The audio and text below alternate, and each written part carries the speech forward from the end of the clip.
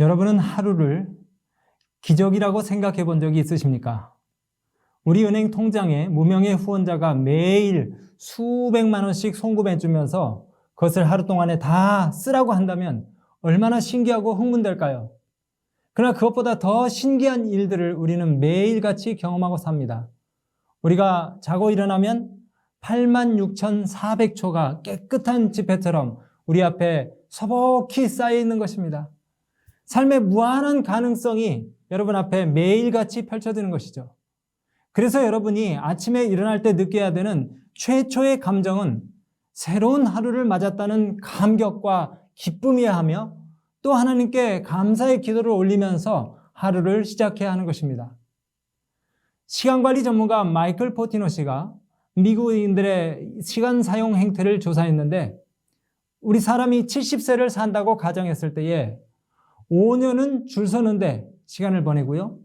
또 6개월은 신호를 대기하는데 8개월은 우편함을 여는데 그리고 1년은 잃어버린 물건을 찾는데 2년은 자리 없는 사람 전화 바꿔주는데 시간 소비를 한다는 것입니다.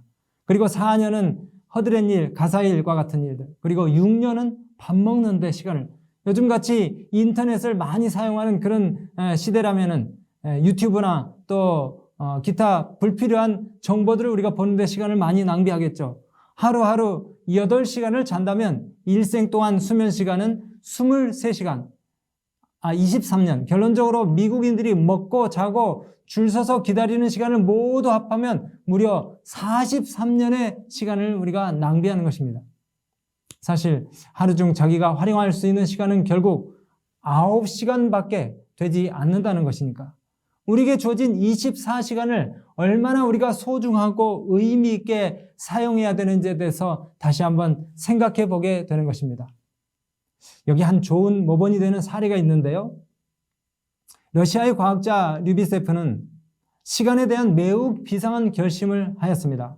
1916년 1월 1일 그날 이후 류비세프는 자기의 모든 시간을 철저하게 계획, 관리, 기록, 평가했어요.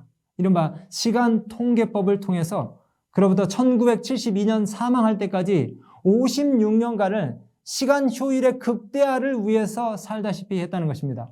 그 덕분에 그는 생물학, 곤충학, 그리고 과학사 등 자신의 전공 분야에 정통하게 되었고 철학, 문학, 역사 분야에서도 전문가를 능가하는 경지에 이를 수 있게 되었다고 해요. 무려 70여 권에 달하는 전문 저서와 타자원고 12,500여 장에 이르는 엄청난 양의 논문, 그리고 1,300마리에 해당하는 원조충 표본을 수집했고 또 이 중에 5천여 마리의 원조충을 감정 측정 해부해서 과학제 표본으로 만들었다고 하니까 정말 놀라운 일 아닙니까? 이 류비세프의 일기장을 보면요. 시간 사용 통계장을 보면은 울리아노프스크 1946년 4월 7일 이름 모를 나방의 그림을 2장 그리고 감정함. 소요시간은 45분. 또 슬라브에게 편지를 씀. 소요시간은 2시간 25분. 식물보호위원회 회의 참석 2시간 25분. 울리아노프스크 프라우다지 읽음 10분 소요. 또 레오 톨스토이의 작품 세바스폴의 기사를 읽음 1시간 25분 소요. 이렇게 해서 기본 업무 총계 7시간 10분 이와 같은 방법으로 시간의 사용 통계를 내는 것입니다. 그런데 이 류비세프는 단순히 시간을 카운트하는 것이 아니라 자신의 삶과 주어진 시간에 대한 애정을 되새김질하는 것이에요.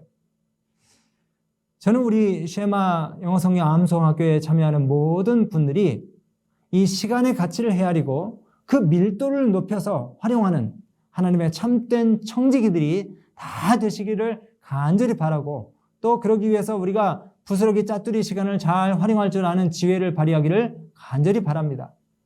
서양 속담에 이런 말이 있죠. 페니를 아끼면 달러가 굴러 들어온다는 말이 있어요.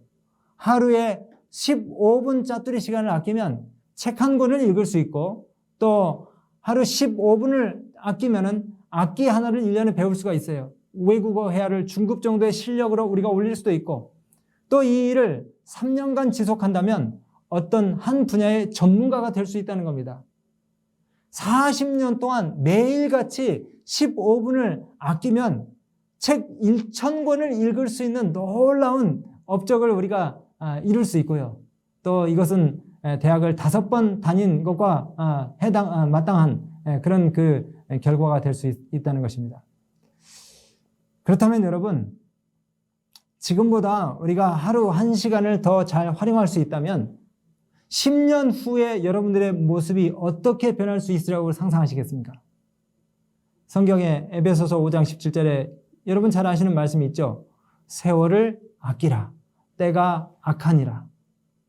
예언의 신에 제가 참 좋아하는 말씀이 이 시간과 관련되어 이렇게 언급이 되었는데요.